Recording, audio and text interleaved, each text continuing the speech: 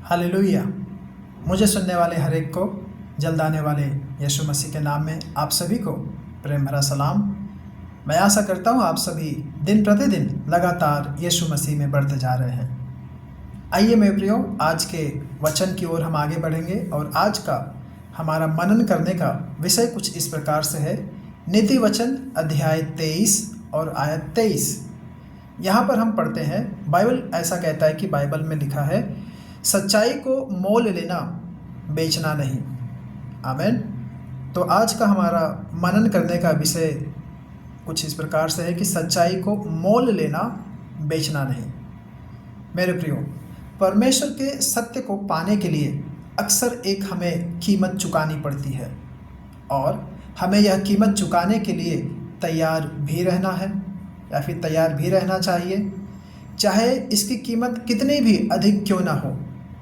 एक बार हमें सत्य मिल जाए या फिर एक बार हम सत्य को प्राप्त कर लें तो हमें इसे कभी भी नहीं त्यागना चाहिए। आमीन। मेरे प्रियो, अब यह सत्य है कौन? सत्य वह यीशु मसीह है, सत्य वह परमेश्वर है। आमीन। तो इस पद के अनुसार कई लोग कुछ अलग ही रीति से समझते हैं, लेकिन इस पद का अर्थ यह नहीं समझना चाहिए कि हमें बाइबल और दूसरे मसीही जो साहित्य हैं, जो किताब हैं, पुस्तकें हैं, वो अधिक रीति से या फिर अधिक मात्रा में खरीदना चाहिए। ऐसा नहीं है। आमीन। और इसका मतलब यह भी नहीं है कि इस पुस्तक को जो हमने खरीदा है उसे किसी भी परिस्थिति में, किसी भी हालत में बेचना नहीं है। आमीन। आप पुस्तक खरीदें, आप पुस्तकों का व्यापार करें, आप स्टॉल लगाएं, कोई दिक्कत नहीं है। लेकिन बात यहाँ पर यह है कि आप उस सच्चाई को अपने अंदर लागू करें। कहने का मतलब है, यहाँ पर सत्य को मोल लेने का अर्थ यह है कि ईश्वरीय सिद्धांतों के ज्ञान को प्राप्त करने के लिए हम बड़े बड़े त्याग करने की आवश्यकता है। आमीन। हमको एक बड़े बड़े त्याग करने की बहुत ही अत्यंत आवश्यकता है। इसका अर्थ हो सकता है कि आपको परिवार से नाराज़गी मोल लेना पड़े, या फिर आपका नौकरी छूट जाए, धार्मिक विशेष अधिकारों से आपको वंचित किया जाए, या फिर आपको कुछ आर्थिक हानि उठाना पड़े, यहाँ तक कि शारीरिक रूप से आप सताए भी जाएं। कहने का मतलब है कि सत्य जो यीशु है उसमें बने रहने के कारण आपको विभिन्न प्रकार से आपको आंधी तूफान का सामना करना पड़ेगा। शायद परिवार वाले नाराज़ हो जाएं या घर से बाहर निकाल दें, आपके काम धंधे में से आपको बाहर निकाल दें। ऐसे विभिन्न रीति से आप सताए जाएं। आमीन। सत्य को मोल लेने के लिए क्या आप तैयार हैं? अगर आप तैयार हैं तो आपको इन सब बातों का सामना करना पड़ेगा। आमीन। लेकिन अगर आप सत्य को बेचते हैं तो बेचने का अर्थ यह है कि सत्य के साथ आप समझौता कर रहे हैं, यानी कि उस यीशु के साथ आप समझौता कर रहे हैं या इसे पूरी तरह से आप त्याग रहे हैं। मेरे प्रियो, हमें ऐसा करने के लिए कभी भी, खास करके मसीही व्यक्तियों को कभी भी राजी नहीं होना है। आमीन। मेरे प्रियो, मनुष्य के स्वभाव का यह सामान्य नियम है कि जो चीज़ें आसानी से प्राप्त हो जाती हैं या फिर आसानी से आती हैं, वह आसानी से चली भी जाती हैं। जिस चीज़ को हम कड़ा संघर्ष करके या कठिन परिश्रम करके प्राप्त करते हैं, उस पर हम कड़ी पकड़ बनाए रहते हैं। आमीन। चाहे वह चीज़ हमारा धन हो या फिर हमारा विश्वास हो। जिन लोगों को बिना परिश्रम और कष्ट के बहुत सारा धन मिल जाता है, वे अक्सर इसे बिखेर देते हैं या फिर उड़ा देते हैं और कंगाल होकर मरते हैं।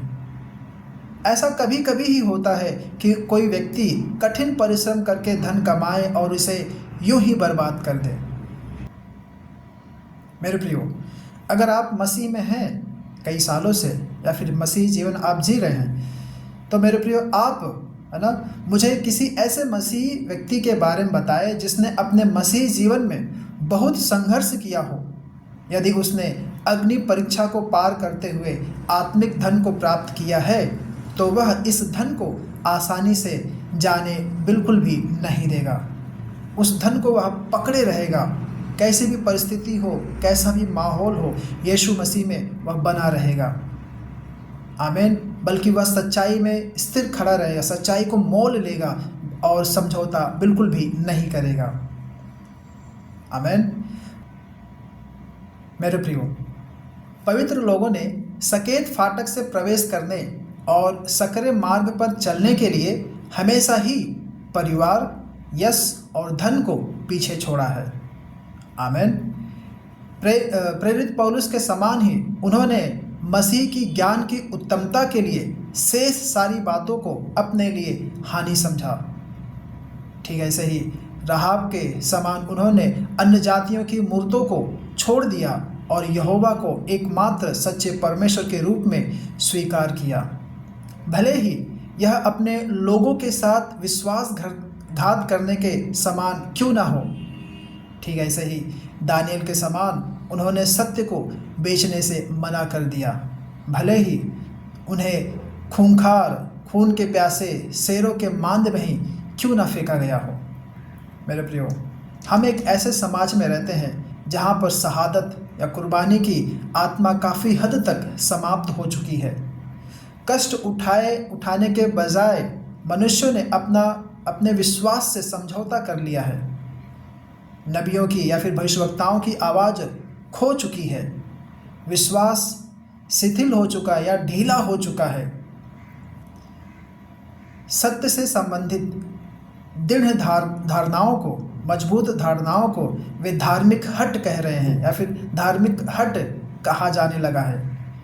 एकता का दिखावा करने के लिए लोग मूलभूत सच्चाई को त्यागने के लिए तैयार रहते हैं और वे सत्य को बेचते हैं और उसे मोल नहीं लेते हैं।